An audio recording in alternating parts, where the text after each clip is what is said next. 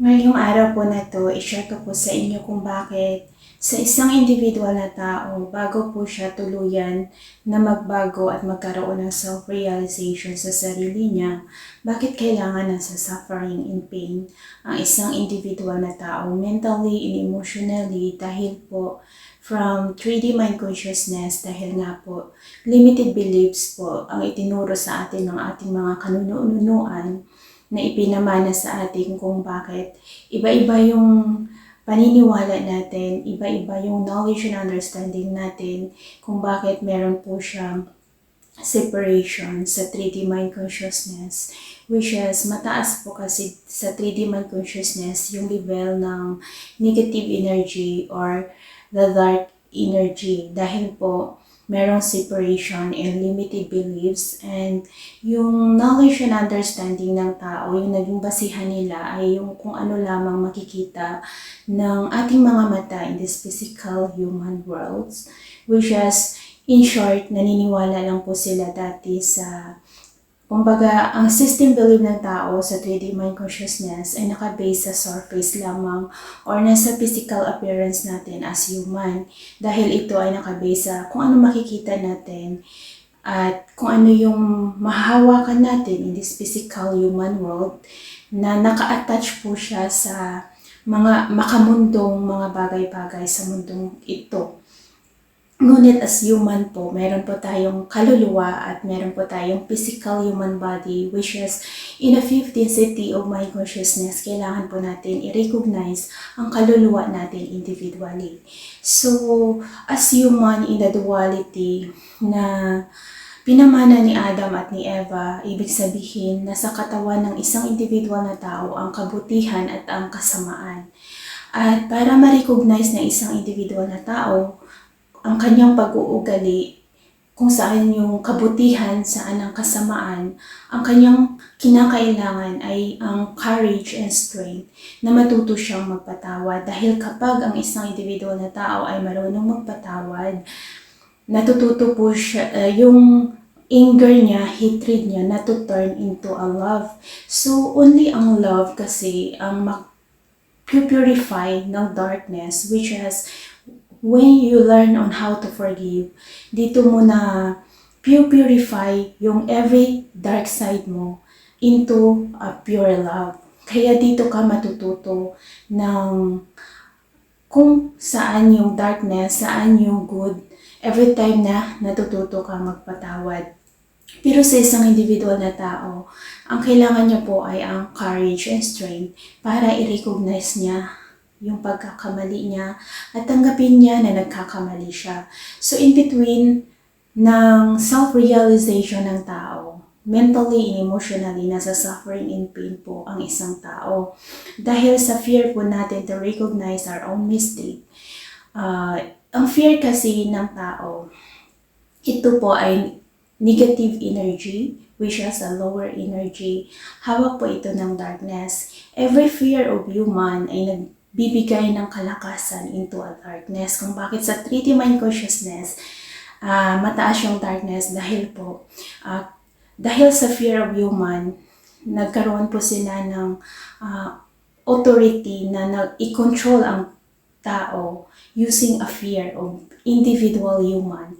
So, para po ma-dissolve yung fear ng human, kailangan mo magkaroon ng courage and strength na matuto kang i-accept and i-acknowledge sa sarili mo ang bawat pagkakamali mo at magkaroon ka ng strength and courage na magpatawad ka para gamitin mo yung love to illuminate the darkness.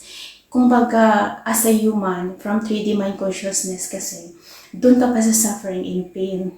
Pero once na matuto ka magpatawad, nililit go mo lahat ng dark energy, yung mga old beliefs mo, pinupurify mo yun into a pure love, which is isang decision mo lang, isang hakbang mo lang, abot kamay mo na si God.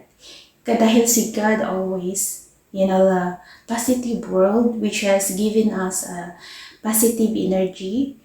Ito po ay sa love at nagbibigay po na ang love, nagbibigay po siya ng peace, happiness, and balance harmony sa buhay ng bawat individual na tao. Mentally and emotionally balance po ang isang tao.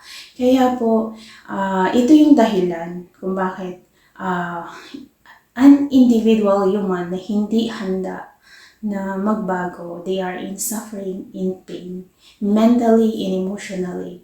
So as individual human, kailangan po natin maintindihan sa sarili natin yung mga tamang gawain natin at yung hindi maganda. Dahil po, as human, our thoughts create energy.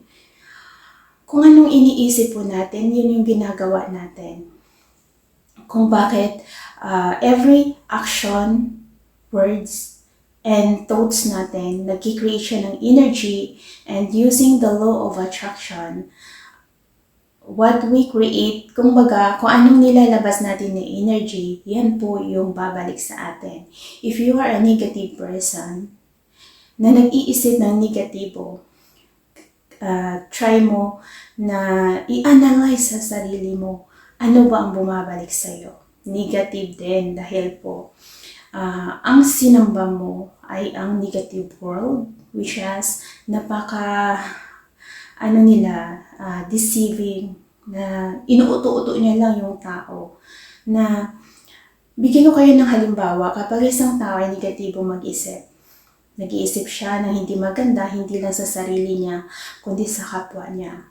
Kapag ang tao na negatibo mag-isip, naapektado yung katawan niya dahil napapabayaan niya ito.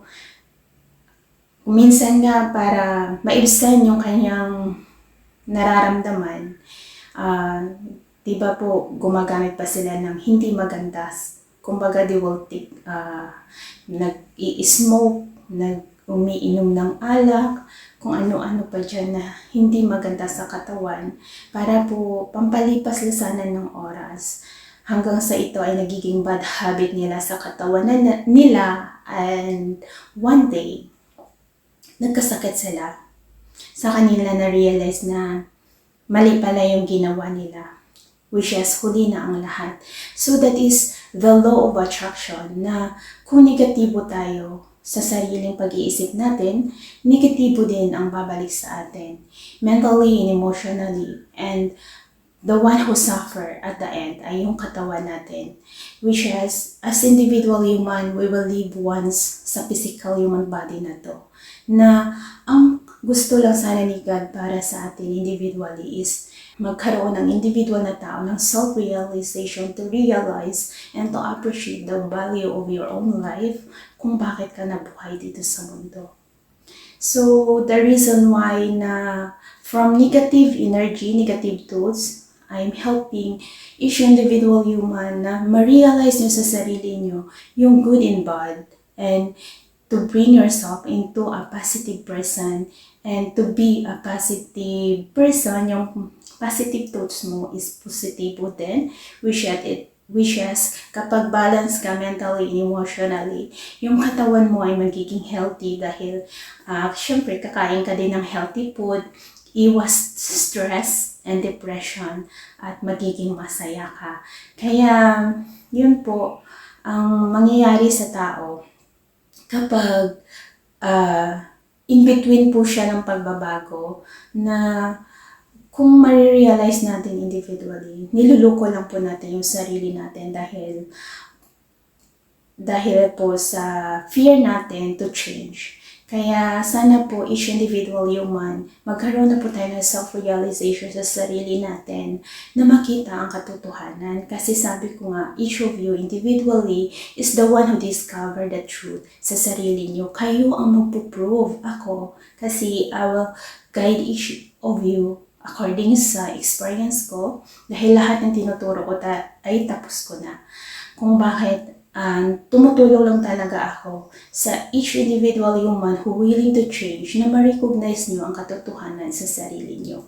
Dahil alam ko na matagal na po itong iniiwas-iwasan, at matagal na po itong binabaliwala ng isang individual na tao sa sarili niya, dahil po as a human kasi parang feeling natin na our daily life, Tama na yung magising ka, na gagawin mo lahat ng gusto mong gawin, na hindi mo na-realize yung good and bad sa sarili mo. Nagkaroon ka kasi ng sa 3D mind consciousness, lack pa po sila ng self-love.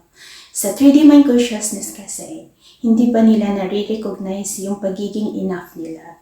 Kaya it's time na we will work para sa sarili nating kabutihan.